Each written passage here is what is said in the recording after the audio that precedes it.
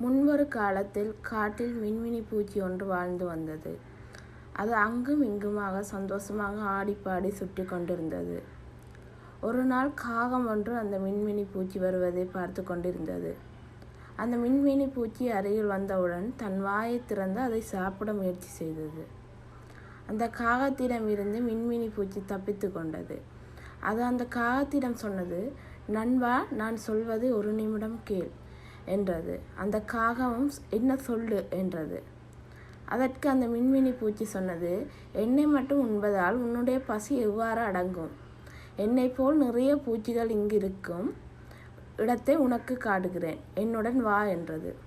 பேராசை பிடித்த காகம் மின்மினி பூச்சியிடம், "சரி, நான் உன்னுடன் வருகிறேன், என்னை அழைத்து கொண்டு செல்" என்றது. அந்த மின்மினி பூச்சி காகத்தை ஒரு இடத்திற்கு கூட்டிக் கொண்டு சென்றது. அந்த இடத்தில் சில மனிதர்கள் குளிர் காய்ந்து கொண்டிருந்தார்கள். சிறிது நேரத்தில் அந்த மனிதர்கள் அங்கிருந்து சென்று விட்டார்கள். அங்கு எரிந்து கொண்டிருந்த தீயில் இருந்து சில நெருப்பு பொறிகள் வெளியில் வந்து கொண்டிருந்தது. அந்த நெருப்பு பொறிகளை மின்மினி பூச்சி காகத்திடம் காட்டி சொன்னது, "இங்கு பார்த்தாயா, என்னை போல் எவ்வளவு மின்மினி பூச்சிகள் பறந்து கொண்டிருக்கின்றன." பேராசை பிடித்த காகம் எதை பற்றியும் யோசிக்காமல் அந்த நெருப்பு பொறிகளை போய் சாப்பிட முயற்சி செய்தது.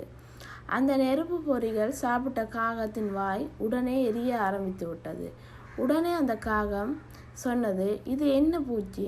இதை சாப்பிட்டால் இப்படி வாய் எரிகிறது. எனக்கு இந்த பூச்சி எதுவும் வேண்டாம்" என்று சொல்லிவிட்டு அங்கிருந்து பறந்து போனது. நீதி: உடல் பலத்தை விட மனப்பலமே பெரியது.